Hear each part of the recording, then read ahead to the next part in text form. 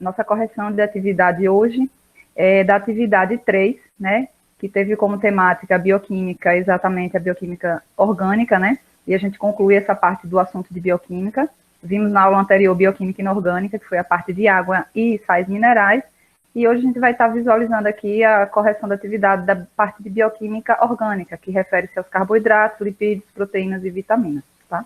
Eu vou falando, caso tenha alguma dúvida, pode ligar o microfone e falar, porque eu estou sem visualização da tela aqui do Meet, tá? Então, pode ligar o microfone e me interromper. Então, vamos lá. Na questão de número 1, que é uma questão subjetiva, eu peço que vocês escrevam as principais funções desempenhadas pelos nutrientes abaixo. Eu trouxe aqui algumas respostas bem resumidas e bem objetivas, porém, é natural que vocês tenham copiado, anotado de maneira mais detalhada ou um pouco diferente, mas vocês conferem aí a atividade, a resposta de vocês. Se tiver dúvida se está correto ou não, porque não compreendeu bem, pergunte, você vai ler a sua resposta e eu digo se está correto, tá? A letra A são os glicídios, que é outro nome dado aos carboidratos. Lembrar que os carboidratos podem ser chamados de glicídios ou hidratos de carbono também, né, devido à composição dele. Os glicídios, a principal função dele é energética, ou seja, fornecer energia ao organismo humano, tá? É a principal fonte de energia da gente. Mas ele também tem função estrutural, ou seja, faz parte da composição, por exemplo, do nosso material genético, né, do nosso DNA, tanto DNA quanto RNA, dos ácidos nucleicos. Faz parte da composição também da parte externa da membrana plasmática. Então, quando fala assim em função estrutural, é porque ele compõe alguma estrutura, tá, especificamente. E a principal estrutura aí são os ácidos nucleicos, o DNA e o RNA, né? Inclusive, vocês fizeram a prática, né? Quem fez a prática DNA pôde perceber a composição do açúcar lá, né? A desoxirribose, é um tipo de glicídio, também chamado de açúcar, tá, gente? Mas a principal função é energética mesmo. Aí os lipídios, ele atua como reserva de energia, porque ele também fornece energia, assim como os carboidratos, os glicídios. Mas qual é a diferença dos lipídios? A diferença é que... Acho que tem alguém pedindo para entrar. A diferença... Deixa eu voltar aqui minha tela. O pessoal que chega atrasado aí acaba... A diferença é que os lipídios, ele vai fornecer a energia ao nosso organismo, mas como segunda fonte, porque a principal fonte que a nossa célula vai buscar energia vai ser nos nutrientes do tipo glicídios, carboidratos. Quando acaba esses glicídios ou não tem uma quantidade suficiente, aí o corpo começa a gastar energia a partir dos lipídios, que são as gorduras, os óleos de modo geral. E é a partir daí, desse momento, que a gente começa a observar aquelas pessoas que fazem dieta, atividade física, reduz a alimentação, troca a alimentação, começa a perder peso. Porque como ela começa a consumir menos carboidratos e menos gordura na alimentação diariamente, o lipídio, que é a gordura armazenada, ou seja, que está na reserva, estocado lá dentro do corpo dela, vai começar a ser metabolizado para poder utilizar como fonte de energia, porque entende-se que a fonte de glicídio não tem mais, e aí a pessoa tende a perder peso, mas isso é em segunda parte, né? Primeiro são os carboidratos, em segundo momento são os lipídios. Ele também atua como isolante térmico, tá? Em temperaturas em locais frios. Os lipídios, a gordura, a capa de gordura que fica abaixo da pele, ela serve como protetor térmico, né? No caso, nos ambientes gelados, a gente observa isso nos animais. Por exemplo, os ursos, né, polares, ele tem uma camada de gordura muito densa, muito grossa abaixo da pele. Isso faz com que ele consiga sobreviver naquele ambiente muito gelado, né? Além do pelo, lógico. O lipídio também faz parte da composição da membrana plasmática, né, que está lá na célula. Então, é muito importante. E também o transporte de vitaminas, tá? Então, algumas vitaminas, a exemplo da vitamina D, entre outras, para que sejam transportadas, levado até as estruturas do organismo, precisa da presença de lipídios. Aí você pode perguntar, professora, mas lipídio não é gordura e gordura não é ruim? E existe a gordura ruim e a gordura boa, que eu vou falar um pouquinho lá em uma questão lá na frente. As proteínas, que é outro tipo de nutriente que tem função estrutural, não gera energia, proteína, função estrutural porque ela vai fazer parte da composição de muita parte do nosso organismo, e a principal é o músculo, né? Então, a carne do nosso corpo, a musculatura, é proteína pura, né? Mas também ela faz parte de algumas outras estruturas também. Tem função enzimática, tá? Ou seja, existem proteínas que são do tipo enzimas, e as enzimas têm a função de metabolizar alguma substância quando entra. Então, por exemplo, a gente tem enzima que vai degradar os alimentos que a gente come, né, para poder fazer toda a digestão. Então, tem uma enzima para cada tipo de alimento. E toda enzima tem a composição de uma proteína, tá? Algumas proteínas também têm função de defesa, né? Lá no sistema, nosso organismo de defesa, o sistema imunológico, agora tão bem falado, né, durante essa pandemia.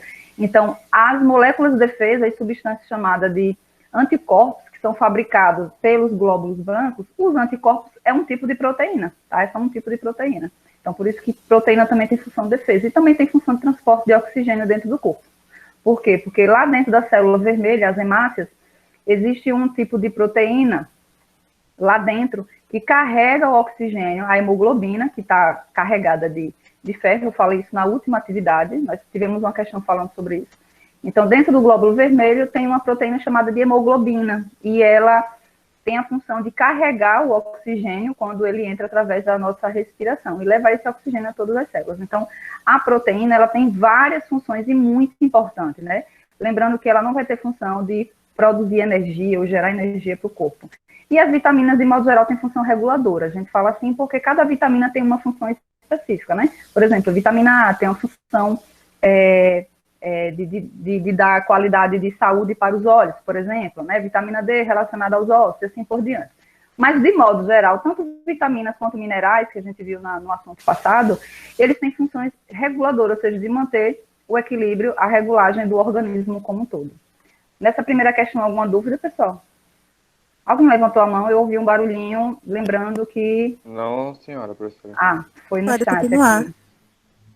Tem uma aluna que não está conseguindo entrar, a Luana falou, peça para sair e entrar de novo, para ver se aparece a mensagem para mim, porque não chegou nenhuma notificação aqui. E eu deixei até autorizado para entrar direto, sem precisar pedir permissão, mas eu não sei o que está acontecendo, que alguns conseguem e outros não. Na questão 2 fala que é para a gente marcar a alternativa que indica quais os elementos químicos fundamentais encontrados na composição de um carboidrato, ou um glicídio, ou um açúcar, ou hidrato de carbono. São 4 nomes para a mesma substância, tá? E aí, nessa alternativa aqui, a gente vai marcar a letra B. Todo carboidrato, a composição básica dele é carbono, oxigênio e hidrogênio, tá? Independente do que tenha mais, esses 3 elementos obrigatoriamente vão estar presentes nesse tipo de nutriente, tá? Eu trouxe aqui como exemplo a glicose, que é um tipo de açúcar, né? É um tipo de carboidrato. Lembrar que o carboidrato também é chamado de açúcar, mas não é porque tem sabor doce. O açúcar que a gente conhece, naturalmente tem um sabor doce, né? Mas, bioquimicamente falando, os açúcares, nem todos têm um sabor doce, tá? A exemplo das massas, né? Do pão, a farinha de trigo, tantos outras substâncias que é composta de carboidrato, mas não tem sabor doce, tá? O carboidrato, o açúcar mais comum que a gente conhece sabor doce é açúcar de mesa, né? Popularmente chamado, que é para adoçar os alimentos. Aqui a gente tem uma molécula da glicose. A glicose é um tipo de açúcar, ou seja, um carboidrato fabricado pelas plantas durante um processo. Alguém lembra que tipo de processo é esse que as plantas fazem para poder fabricar a glicose? Alguém consegue recordar? Acho que é fotossíntese. Isso, muito bem, Paulo. É a fotossíntese. Então, a fotossíntese, a gente sabe que as plantas são seres autótrofos, né? Elas não ingerem o nutriente como nós animais, né? As plantas, elas realizam a fabricação do seu próprio nutriente através de um processo chamado de fotossíntese. Tem toda uma complexidade. E o resultado da fotossíntese é a fabricação da glicose, que é o alimento dela, né? É o que vai fazer ela se manter viva e desenvolvida por muito tempo. A glicose é um carboidrato, é um tipo de açúcar que tem a molécula C6H12O6, ou seja, 6 átomos de carbono, 12 átomos de hidrogênio e 6 de oxigênio. Aqui em cima tem a molécula da glicose da forma estrutural, tá? Aí aqui a gente vê vários elementos de hidrogênio, vários elementos de oxigênio, e o carbono, que é representado pela letra C, não está visível aqui, porque quando você for estudar um pouquinho mais a química, vocês vão compreender que a fórmula química estrutural, né, assim representada aqui na cor azul, o carbono, ele está aqui nessas pontinhas de ligação, ele fica subtendido, tá? Então, mas ele está presente aqui. Então, aqui eu só trouxe como um exemplo. A terceira tem essa frase aqui, e pede para que a gente marque a alternativa que completa esses espaços aqui. Então, vamos lendo, tá? Os carboidratos, também chamados de energético, açúcar, hidratos, substâncias estruturais ou polímeros? O que é que eu poderia preencher? Açúcares, exatamente. Então, se eu marco aqui açúcar, lógico que eu já vou eliminar a letra A, letra C, letra D, letra E, tá? Professora, mas os carboidratos poderiam ser chamados de hidratos de carbono, tá correto? Poderia ser essa letra C, mas aí quando a gente for para a próxima etapa, a gente vai ver que essa segunda palavra ovos não se encaixa. E aí tem que ser a nossa alternativa letra B. Vamos continuar. Os carboidratos, também chamados de açúcares ou hidratos de carbono, são moléculas orgânicas que constituem a principal fonte de energia para os seres vivos. Com exceção do mel. Isso, correto. Todos os carboidratos são de origem vegetal e eles podem ser classificados em monossacarídeo, disacarídeo e polissacarídeo. Exato. Segundo aqui, depois do ponto, os monossacarídeos apresentam átomos de carbono em sua molécula e seus principais componentes são a glicose, frutose e galactose. Explicando rapidamente aqui, lembrar que os carboidratos, todos eles são de origem vegetal, ou seja, os seres fotossintetizantes, as plantas é quem fabricam, tá? Então, toda a nossa alimentação, que é a base de carboidratos, vem de origem vegetal. O arroz, o feijão, tudo que é feito com farinha de trigo, né? O trigo é uma planta, né? É um ser vivo que faz fotossíntese. Então, a batata, a inhame, a macaxeira, tudo isso é carboidrato. Ah, você eu comi um biscoito, o biscoito tem farinha de trigo. O trigo é uma planta. Então, tudo vem, todo carboidrato vem de origem vegetal, com exceção do mel. O mel é a única substância que é de origem animal, né? Que é fabricada pelas abelhas e que é um tipo de carboidrato, tá? É a única exceção. Aí ele fala, os carboidratos, eles são classificados de acordo com a molécula dele, que é a palavrinha que utiliza aqui, monossacarídeo, disacarídeo e polissacarídeo. Para explicar isso aqui, eu trouxe uma tabela marcando aí a letra B, que é a nossa resposta, tá? Essa tabelinha aqui, ó, os glicídios, que são chamados de açúcares e carboidratos, eles são classificados em monossacarídeo, disacarídeo e polissacarídeo. Qual a diferença? Pela nomenclatura, você já vai perceber que é por quantidade de alguma coisa. Mono lembra um, di lembra dois e poli lembra vários, né? Que seria uma coisa que multissacarídeo, por exemplo. Então, monissacarídeos são os açúcares ou os glicídios simples, tá? Que são encontrados, que ele é formado por estruturas menores, né? Moleculares menores. E aí a gente tem como exemplo a glicose, que é fabricada pelas plantas, né? Que a gente acabou de falar. A frutose, que é o açúcar natural de toda fruta, é chamada de frutose. E a galactose, que também é encontrada presente em alguns alimentos. Aí, quando eu tenho duas moléculas de monossacarídeos juntas, eu já tenho agora um segundo grupo de glicídios chamado de disacarídeo. Aí a molécula já se transforma em uma estrutura maior. Então, entenda que é como se eu tivesse um tijolo, eu tenho um monossacarídeo. Quando eu junto dois tijolos do lado a lado, eu tenho um disacarídeo. Quando eu tenho uma sequência enorme, sei lá, de 50 tijolos juntos, né? Aí eu tenho aí polissacarídeo ou mais, né? Pode ser uma quantidade bem grande. Então, quanto maior é a molécula, mais complexa ela fica classificada dentro dos polissacarídeos. De modo geral, os polissacarídeos são mais saudáveis, de certa maneira, para o organismo, tá? São chamados os açúcares complexos, os carboidratos complexos. Aí vem a batata, o inhame, macaxeira, que são os carboidratos que têm uma qualidade melhor para a nossa saúde. Na questão 4, tem assim, os lipídios, chamados popularmente de gorduras, são substâncias que se caracterizam principalmente por sua baixa solubilidade em água, ou seja, a baixa capacidade de se misturar à água, e isso é chamado de solubilidade. Entre as alternativas a seguir, marque aquela que não se refere a uma importância biológica dos lipídios. Qual dessas alternativas não tem nada a ver com a importância dos lipídios para o organismo humano? Ele quer saber aqui não. Qual foi que vocês marcaram? A D. Letra D é a letra E. Porque, veja só, eu vou falar um pouquinho sobre... Eu marquei a letra E. Ótimo. Quem marcou D ou qualquer outra alternativa que não foi E, é importante prestar bem atenção. Lembrar que os lipídios, principalmente, a função dele principal é reserva de energia, né? São as gorduras. Logo depois dos carboidratos, o corpo começa a gastar energia da gordura. Só que, além disso, ele também atua como catalisador, ele não atua como catalisador biológico, desculpa. Quem atua como catalisador biológico são as proteínas, então vocês podem anotar aí do ladinho, tá? Essa função aqui é das proteínas, a única substância, o único nutriente que tem a função de catalisador. Professor, o que é um catalisador biológico? Lembre que na questão, acho que foi a 1, eu falei a vocês que na função da proteína, muitas delas têm função enzimática. toda enzima que é classificada como proteína, como toda proteína classificada como enzima, ela vai ter a função de fazer digestão e fazer os processos de reação química dentro da célula. Esses processos de reação química, os catalisadores, que são os catalisadores biológicos, eles vão estar promovendo o aceleramento das reações químicas. Então, uma reação química que poderia durar X tempo, vai durar metade disso. Isso para o organismo é importante. Então, o catalisador aqui biológico, ele é função de proteína e não de gordura, de lipídio, não tem nada a ver. A letra A, B, C e D, todas elas têm função relacionada às gorduras. Funcionamento de reserva de energia, já falamos disso. Atua na impermeabilização de superfícies que sofrem com a desidratação.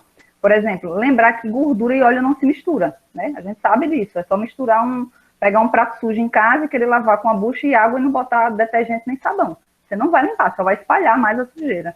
Então, a impermeabilização quando a nossa pele, por exemplo, a gente tem uma camada de gordura natural na pele, oleosa, na verdade, e isso é importante para que evite da água entrar no nosso corpo quando a gente ir para debaixo de chuveiro, ou quando a gente entrar numa piscina, numa praia, por exemplo.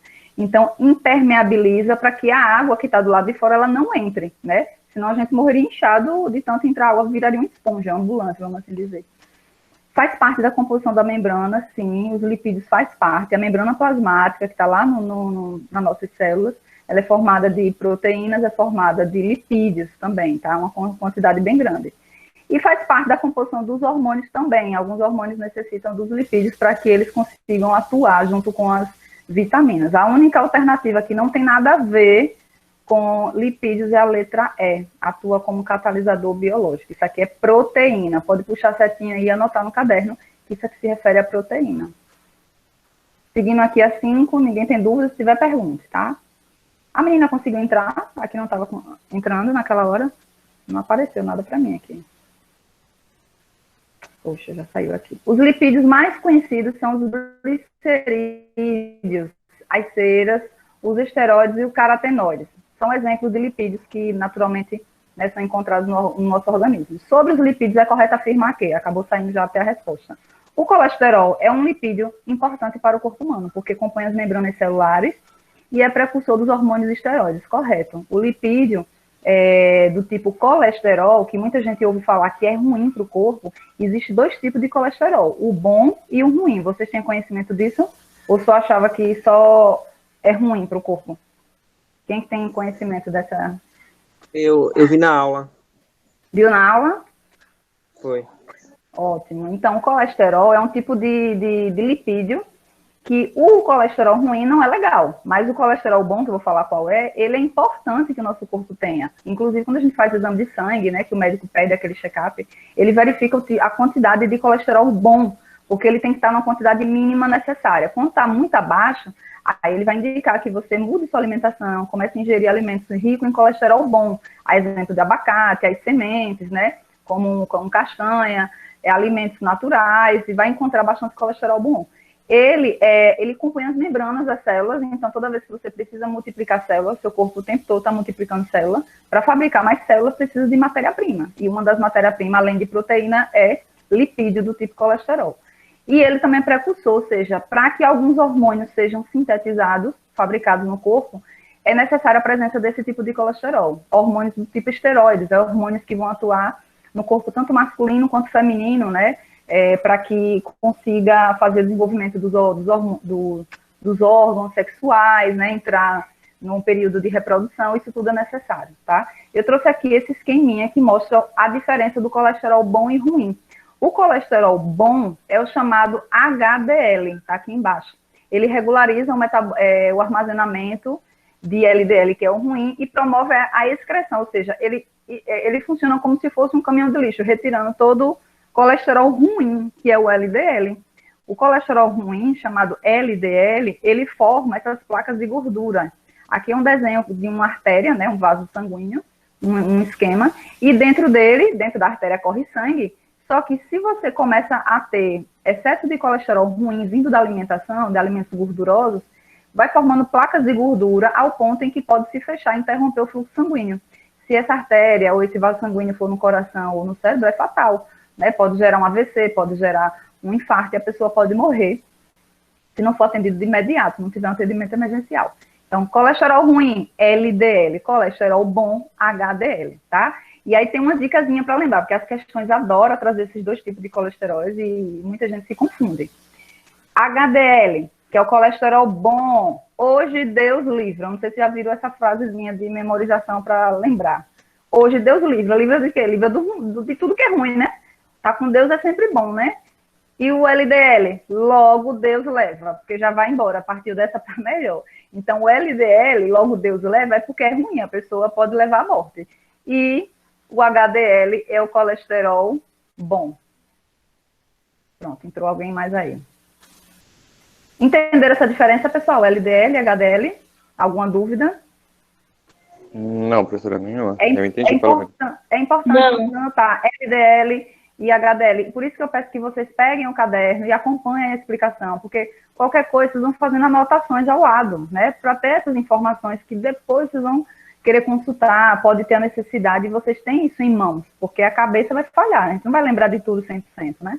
Então é importante vocês irem fazendo pequenas anotações aí ao lado das questões, como lembretes, tá? Inclusive para revisar um conteúdo, porque vai ter simulado na próxima semana, e aí vocês precisam rever tudo isso. Na questão 6 fala que as proteínas são substâncias formadas pela união de uma grande quantidade de moléculas menores, denominada de quê? Toda proteína é formada de... Aminoácidos? Exato, aminoácido. Toda proteína é uma molécula grande que é formada de partes menores. Essas partes menores são chamadas de aminoácidos, tá? Então, nós temos os aminoácidos representados por essas bolinhas aqui, ó, coloridas, do lado esquerdo, são as unidades básicas. Quando eles se juntam, né, formando estrutura molecular, aí a gente chama de peptídeos, que é uma união mais ou menos de 2 a 50 aminoácidos. Quando ultrapassa a quantidade de 50 aminoácidos, aí a molécula já recebe o nome de proteína. Então, toda proteína vai ter uma base aí de 50 ou mais aminoácidos associados. Lembrando que existem 20 tipos de aminoácidos, uma parte do nosso corpo produz, outra parte não produz, e tem que vir da alimentação.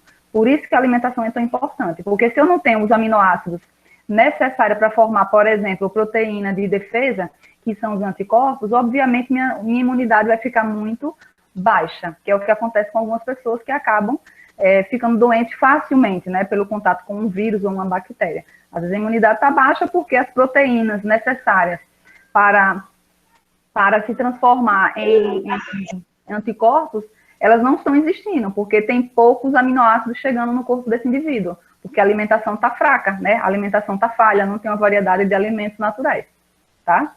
Questão 7 fala que na década de 40, a região centro-oeste, produtores rurais cujos bois, porcos, aves e cabras estavam morrendo por uma peste desconhecida, fizeram uma promessa que constituiu em não comer carne e derivados da carne, né? Até que a peste fosse debelada. Assim, durante 3 meses, arroz, feijão, verduras e legumes formaram o prato principal desses produtores. Um texto adaptado aqui, retirado da revista Hoje. Aí a pergunta é, para suprir o déficit nutricional, o que é um déficit nutricional? É a baixa quantidade de nutrientes, de algum tipo de nutriente, né? O déficit é uma coisa que está negativa, não é legal. Então, para suprir esse déficit nutricional, a que os produtores rurais se submeteram, porque eles retiraram todas as carnes, né? Devido à doença que foi alastrada nos animais. Foi importante que eles terem consumido alimentos ricos em quê? Quem foi que marcou alguma alternativa aí? Me diz aí. Marquei, né? Ele marcou A, marcou letra D. Marquei A. É a letra D.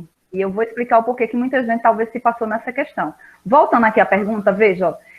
Os produtores rurais, eles pararam de comer as carnes. Carne vindo do porco, do boi, né, das aves, porque aconteceu um problema lá. E eles ficaram só à base de arroz, feijão, verdura e legumes. Obviamente que o nutriente presente nas carnes, né, deixou de existir na alimentação deles. Eles ficaram com déficit nutricional. Que tipo de nutriente é muito encontrado da carne? Carne é proteína, é muita proteína. Tem vitaminas também, mas em baixa quantidade. Mas o maior nutriente que compõe as carnes, não importa que tipo de carne você está comendo, é proteína. Não é tanto que a galera que malha, né, que quer ganhar músculo, tem que comer carne, né, frango preferencialmente, porque é magro, não tem gordura, etc. é proteína. Eles deixaram de comer proteína durante esse período, né? Se eles deixaram de ingerir proteína, teria que buscar aqui uma alternativa que tivesse proteína, mas não tem, professora, vitamina, desculpa, proteínas. Mas eu sei que proteína é formada de quê? A gente acabou de ver na questão 6. Proteína, aminoácido. Aí você vem aqui para duas alternativas, a letra C e D. Você elimina A, elimina B e elimina o E. Aí agora a dúvida é, vai ser aminoácidos naturais ou essenciais? Eu comentei isso na outra questão. Vai ser a letra D, aminoácidos essenciais, porque os aminoácidos eles são agrupados em dois grupos. Eles são divididos em dois grupos, quer dizer, são chamados aminoácidos essenciais, que é o da questão, são aqueles aminoácidos que o corpo não produz, o nosso corpo não fabrica. A gente precisa ingerir ele pela alimentação, e a gente vai encontrar esses aminoácidos principalmente nos alimentos de origem animal, tá? E tem os aminoácidos não essenciais, também chamados de naturais, porque são aqueles que o corpo naturalmente fabrica, tá? Nosso organismo precisa naturalmente de 20 tipos de aminoácidos. Uma parte dele o nosso corpo fabrica, e infelizmente uma outra parte não fabrica. E daí a gente tem que buscar isso na alimentação para complementar. Porque lembrem, quando eu tenho vários aminoácidos juntos, vai formar uma determinada proteína. É tipo um quebra-cabeça. Se eu tenho um quebra-cabeça de 100 peças, se eu deixo uma peça de fora, eu não vou formar por completa a imagem. Eu posso até tentar decifrar o que é, mas eu não tenho a imagem 100% formada. A mesma coisa a molécula de proteína.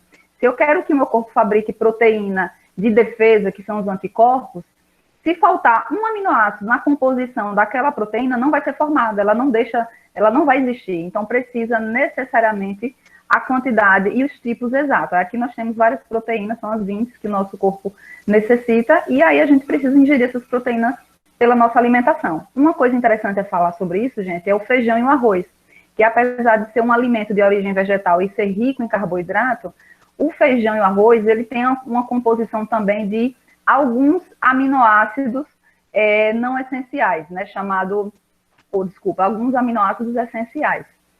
A exemplo da leucina e da lisina, por exemplo. O aminoácido que o feijão tem, o arroz não tem, e vice-versa. Por isso que quando a gente come o tradicional feijão com arroz, a gente está complementando os aminoácidos que não tem no um e eu vou encontrar no outro, e eles vão se juntar dentro do corpo, quando eu vou ingerir na minha alimentação, e lá dentro eles vão se transformar em moléculas de proteína, porque vai encontrar os outros aminoácidos que meu corpo já tem. E forma o quebra-cabeça com todas as peças completas. Então, tem gente que faz o almoço, a refeição, e não come de jeito nenhum feijão. Então, está deixando de ingerir os aminoácidos presentes no feijão. Tem que se compensar de outras formas, além de outros minerais, além de outros nutrientes, né? Como é o caso do ferro, que a gente já viu que é muito importante, e o próprio carboidrato que gera energia também, tá? Essa aqui é um título de conhecimento, porque eu acho que quem nunca ouviu falar deve ouvir falar depois alguma coisa de que o arroz e o feijão se complementam. Não é conversinha, não. Realmente de verdade por conta da composição aminoácida dele, certo? Então, letra D de dado, tá? Aminoácidos essenciais. 8, proteínas são moléculas grandes com muitas funções metabólicas e estruturais. Associa diferentes tipos de proteínas, que é a coluna que está aqui numerada, com as suas respectivas funções. Então, qual é a proteína catalisadora que vai metabolizar uma determinada substância? Qual é? A número 3, a amilase. Esse tipo de proteína chamada de amilase é uma proteína que vai digerir os carboidratos na nossa boca, tá? Essa proteína está presente na nossa boca. E ela vai catalisar, ela vai digerir o amido, né, que está presente nos carboidratos. Por exemplo, quando você pega um pedacinho do miolo do pão ou do bolo e bota na língua e não mastiga, não faz nada, deixa só agindo sob a ação da saliva. Você vai percebendo que essa substância ela vai meio que derretendo, já perceberam isso? Ela vai se desfazendo sem você mastigar nada. É diferente do pedaço da carne. Se você bota um pedaço de carne na sua boca e não mastiga, não faz nada, ela vai ficar no máximo molhada, mas ela não vai se dissolver, do mesmo forma que um pedacinho de massa de bolo, ou então do miolo do pão, que é mais macio. Isso porque na nossa saliva existe essa proteína chamada amilase, que ela tem a função de fazer a digestão dos carboidratos. Alguns carboidratos mais simples que já começam na boca. Vai terminar no intestino, no estômago e intestino, né? Para fazer toda a digestão. Por isso a nossa alternativa aqui é a 3. Depois a gente quer saber qual é a proteína reguladora. Que proteína reguladora é essa aqui? É a proteína chamada glucagon, que na verdade é um hormônio que ele vai estar fazendo a função contrária da insulina, né? Enquanto a insulina retira faz o controle do nível de açúcar no sangue, né? Porque tira o açúcar do sangue e coloca dentro da célula. O glucagon faz o contrário, retira o açúcar da célula e joga no sangue. Isso acontece quando as pessoas estão com um nível de açúcar muito baixo no sangue, fica lenta, fica tonta, podendo desmaiar. Porque tem várias horas que não come, passa vários dias, tem hipoglicemia, tem pessoas que têm esse problema. E aí o glucagon, que é um tipo de proteína classificada como hormônio, vai estar fazendo essa função de equilibrar o nível de açúcar do sangue para a célula, para manter a pessoa bem, né? Uma proteína chamada de estrutural é a proteína chamada quitina. Essa proteína está encontrada nos músculos, na fibra muscular, né, que forma o nosso músculo, a nossa carne, né, vamos assim dizer. Existem duas fibras musculares, dois tipos de proteína que formam a fibra, que é chamada de actina, que é da questão, e tem uma outra chamada de miosina. As duas juntas, elas trabalham de maneira contrária, fazendo a contração muscular. Então, enquanto uma desliza para um lado, a outra desliza para o outro, fazendo com que o músculo se estique, se expanda e depois volta ao normal, fazendo com que a gente se movimente, ande, levante o braço, fale, respire e tudo mais que é necessário. E tem uma proteína chamada de transportadora, tá? Que é a proteína chamada hemoglobina, já falei dela na questão anterior. A hemoglobina é um tipo de proteína presente na célula vermelha do sangue, aquelas células chamadas de glóbulo vermelho, tá? Essa proteína transportadora chamada hemoglobina fica dentro dessa célula vermelha do sangue e quando o oxigênio está presente no sangue, ela captura o oxigênio, ela funciona como se fosse um atrativo, como se fosse um ímã em um metal, que atrai, gruda o oxigênio e o sangue, né, junto com a hemoglobina que está lá dentro, vai carregar esse oxigênio e entregar a todas as células que necessitam daquele oxigênio. Então, essa questão 8 aqui mostra a quantidade de proteínas que nós temos e as diversas funções. Então, veja o tanto de importância que o nutriente proteína tem. Então, a alimentação rica em proteína é necessário diariamente, tá? Todos os dias, na sua quantidade necessária, com várias fontes, né? Seja ela animal ou vegetal. E a 9 aqui, para a gente adiantar, porque já estamos em cima do horário, as vitaminas. Aqui a gente vai estar fazendo uma relação entre as vitaminas, que está aqui embaixo, e o problema relacionado à falta de vitamina, ou seja, a carência, ou também chamado de avitaminoses. Avitaminoses são deficiências, problemas de saúde que a pessoa tem devido à baixa quantidade de alguma vitamina ou ausência dela, tá? São chamadas de avitaminoses. E aí vocês viram que vitaminas têm vários tipos, né? Aí a primeira característica o primeiro problema, a primeira avitaminose é a córnea ressecada, também chamada de xeroftalmia. Essa córnea ressecada está relacionada à vitamina A, tá? Que é a vitamina que protege os nossos olhos da qualidade de saúde para os nossos olhos, evita cegueira devido à falta, né, dessa vitamina. A córnea é essa estrutura aqui transparente, que fica bem na frente do nosso olho, como se fosse uma lente mesmo, tá? Ela tem a função aqui de proteger. Então, quando essa córnea ela começa a ficar ressecada, provavelmente, não quer dizer que é só isso, existem vários outros fatores, tá? Mas quando a pessoa ingere baixa quantidade de vitamina A, afeta diretamente a qualidade da córnea. E, obviamente, que se a córnea, que tem a função de proteger o olho, está danificada, obviamente o olho está mais suscetível a infecções, né? E, a depender do tempo que isso desenvolva, pode levar até a cegueira a longo prazo, tá? Então, córnea ressecada é a mesma coisa que xeroftalmia, é vitamina A. Então, eu já excluo aqui a alternativa A, a alternativa B e fico entre A e D, né? Segunda alternativa aqui, raquitismo na infância. Raquitismo é um problema relacionado aos ossos, a deficiência na formação dos ossos, devido à falta de vitamina D. Aí aqui eu trouxe uma imagem de 3 crianças, que veja, todas elas têm as perninhas tortas, né? Voltadas para dentro, pode ser também ao contrário, voltada para a lateral. Normalmente isso é devido à falta de vitamina D durante a infância dela, porque a criança está crescendo e ela necessita uma quantidade muito maior de nutrientes do que nós adultos, tá? Então, por esse motivo, devido a essa criança não ter na sua alimentação uma ingestão de vitaminas, infelizmente acaba desenvolvendo esse problema que não tem nem como reverter. Isso é chamado de raquitismo, devido à falta de vitamina D. E aí, nesse caso, a gente já sabe que é a letra C, né? Deficiência na coagulação sanguínea. Gente, coagular o sangue é quando o sangue endurece. Né? Todo mundo já percebeu aqui, já passou pela experiência de cortar, fazer pequenos cortes, né, no dedo, às vezes está na cozinha cortando uma fruta, alguma coisa, e aí você faz um pequeno corte, começa a sair sangue, daqui a pouco ele para de sangrar, forma aquela casquinha, aquele sangue endurecido, né, na ponta do corte, na extremidade, e aí você vê que parou de sangrar, né? Mesmo sem você ter colocado nada. Isso é chamado de coagulação. Aqui nós temos um vaso sanguíneo que foi rompido aqui, talvez por uma faca, uma tesoura, alguma coisa, e a tendência é que o sangue comece a sair por essa abertura natural, né? O sangue aqui que está aqui correndo. Só que depois de uns minutos, dependendo do tamanho do corte, a nossa célula chamada de plaquetas, que está aqui dentro representada pelas bolinhas cinzas, ela começa a fabricar um tipo de proteína chamada de fibrina, que vai formar um tampão, como se fosse uma barreira aqui nesse ferimento, para evitar que o sangue continue extravasando. Isso aqui é chamado de coágulo, é o sangue endurecido, aí por isso o nome é chamado de coagulação, tá? Isso é importante. E a coagulação está relacionada à vitamina K, tá? Encontrada, por exemplo, nos vegetais folhosos de cor verde, né? Couve, espinafre, alface. E, por último, a anemia perniciosa, que está relacionada à vitamina B12. Então, vitamina B12 encontrada principalmente, por exemplo, nas carnes, né? E derivados. Quando a pessoa tem a falta desse tipo de vitamina, acontece um problema chamado de anemia perniciosa. Porque a vitamina B12, ela ajuda a fabricar essas células vermelhinhas aqui, ó, as hemácias.